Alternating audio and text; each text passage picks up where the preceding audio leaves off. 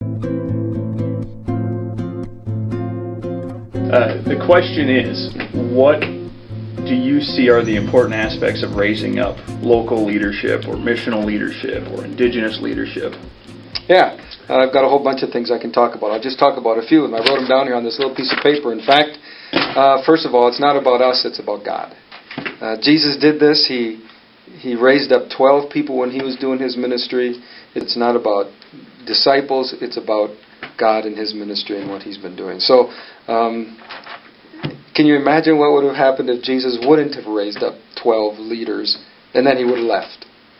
So it's important that we raise up leaders. We have 24 hours in a day. One person can't do it all. And once those 24 hours are done, the next day starts. But you need other people to walk alongside of you and help you do that. Take a look at Barnabas and Paul in the New Testament.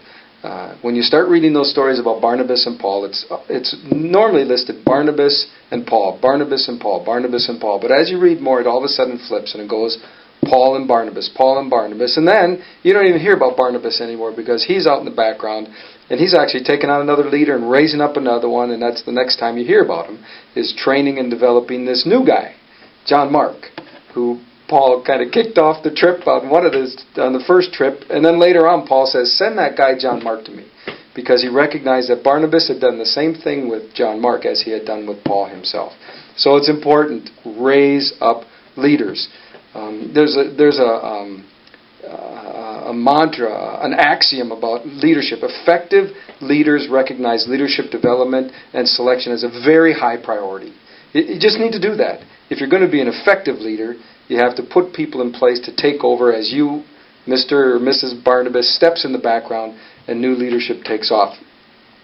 I would suggest if you're a leader, and we all are, if you're a leader, take people along with you. If you're doing ministry, take someone along.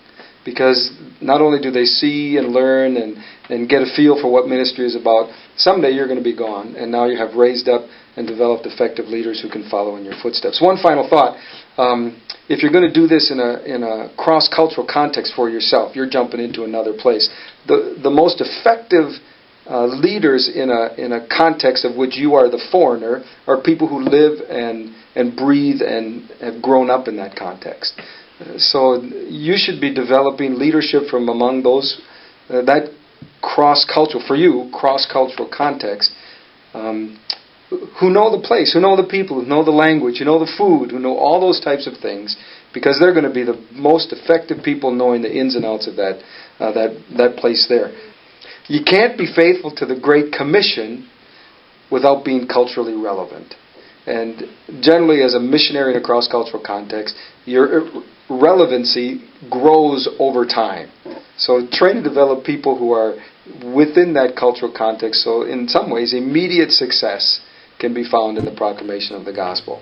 There's lots of stuff we can talk about leadership development and practice and getting people in place. But finally, get her done. God's blessing on that.